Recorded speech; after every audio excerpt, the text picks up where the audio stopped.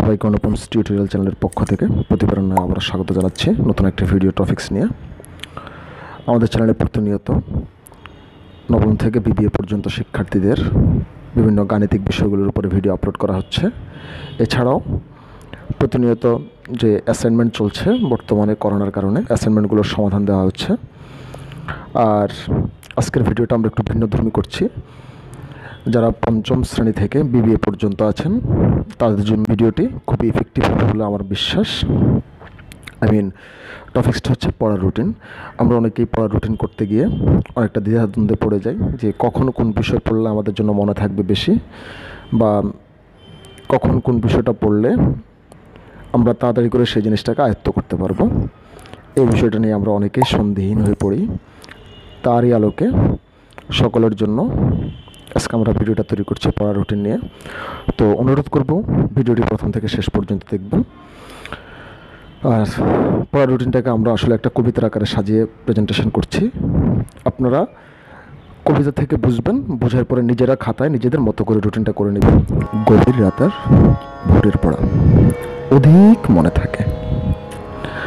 মানা না মানা ভাই আপনার নিজের ব্যাপার, তবু বলছি আপনাকে ইংরেজি সহ কঠিন বিষয় ভোরবেলাতে পড়ুন, তারপরেতে টিফিন করে মজার বিষয় ধরুন, বিকেলবেলা খেলাধুলা, সন্ধ্যায় প্রার্থনা, তারপরেতে বাংলা সহ সহজ বিষয়ের আলোচনা, নির্দিষ্ট সময়ে ডিনার শেষে একটু হাঁটা চলা, তারপরেতে গাণিতিক বিষয় করুন পড়াশোনা।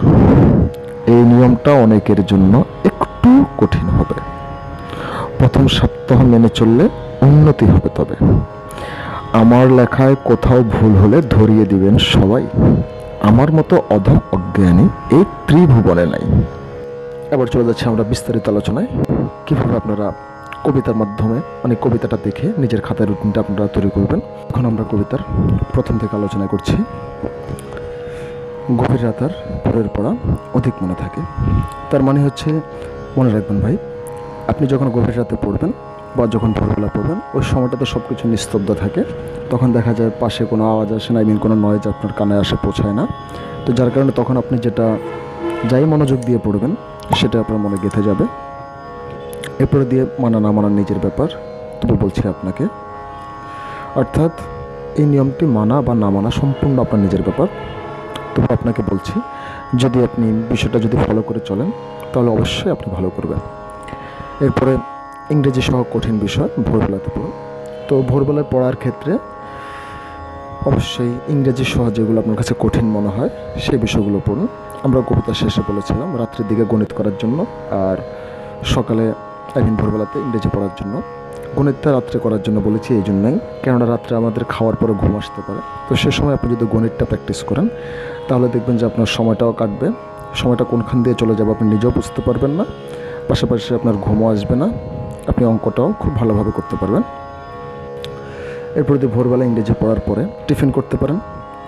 টিফিন করার পরে আপনি যে কোনো মজার বিষয় ধরুন, যে বিষয়টা আপনার কাছে পড়তে খুব বেশি ভালো লাগে সে বিষয়টা পড়ার চেষ্টা করুন। এরপরে দিয়ে সকালবেলা পড়ার পরে আপনি আপনার গোসল বা অন্যান্য যা কাজ আছে সব কিছু করে আপনি অবশ্যই স্কুল বা কলেজে যাবেন। স্কুল বা কলেজ থেকে আসার পরে বিকালবেলা একটু খেলাধুলা করুন। এরপরে সন্ধ্যায় প্রার্থনা করুন। প্রার্থনা বলতে যে যার ধর্ম অনুযায়ী নিজস্ব ধর্মীয় নিয়মকানুন মেনে প্রার্থনা করার চেষ্টা করবেন। তারপরে বাংলা সহ সহজ বিষয়ের আলোচনা। প্রার্থনা শেষে সন্ধ্যার দিকে যেগুলো আপনার কাছে সোজা মনে হয় সেই সহজ বিষয়গুলো পড়ার চেষ্টা করুন। নির্দিষ্ট সময় ডিনার শেষে করুন হাঁটা চলা। আপনি যে টাইমে আপনার খাওয়ার দাওয়ার গ্রহণ করেন ডিনার করেন সেই টাইমটাতে ডিনারটা কমপ্লিট করবেন। কমপ্লিট করার পরে একটু হাঁটা চলা করবেন। তারপরে গাণিতিক বিষয় করুন পড়াশোনা। তো গাণিতিক বিষয়ের ব্যাপারে আমরা প্রথমেই বলেছি, সেজন্য আর বলছি না। এরপরে দিয়ে এই নিয়মটা অনেকের জন্য একটু কঠিন হবে। প্রথম সপ্তাহ মেনে চললে উন্নতি হবে। তবে অর্থাৎ এই নিয়ম অনুযায়ী চলতে গেলে যারা কখনোই এই নিয়ম অনুযায়ী চলেন না তাদের জন্য অনেকটাই কঠিন হবে।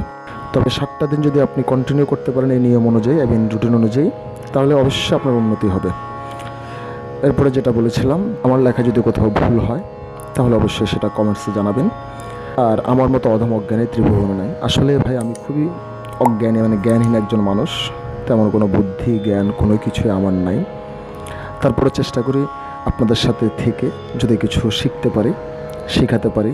কেননা ভাই কথায় বলে গাইতে গাইতে গায়ন, আর একজনকে শিখাতেই একমাত্র শেখা যায়। তো তদ্রূপভাবে আমিও চেষ্টা করে যাচ্ছি আপনাদেরকে বিভিন্ন টপিকস শেখানোর মাধ্যমে যদি নিজে কিছু শিখতে পারি। তো ভিডিওটা আজকে এখানে সমাপ্ত করছি। ভিডিওটা দেখার পরে আপনার কাছে কেমন লেগেছে যদি সময় থাকে অবশ্যই কমেন্টস করে জানাবেন। আর যদি ভালো লাগে চ্যানেলটাকে সাবস্ক্রাইব করতে ভুলবেন না এবং ভিডিওটা বেশি বেশি শেয়ার করার চেষ্টা করবেন। আর দেখা হবে নতুন কোনো ভিডিওতে। ততক্ষণ পর্যন্ত সবাই ভালো থাকবেন, সুস্থ থাকবেন, অনুপম টিউটোরিয়ালের পাশেই থাকবেন। ধন্যবাদ সবাইকে।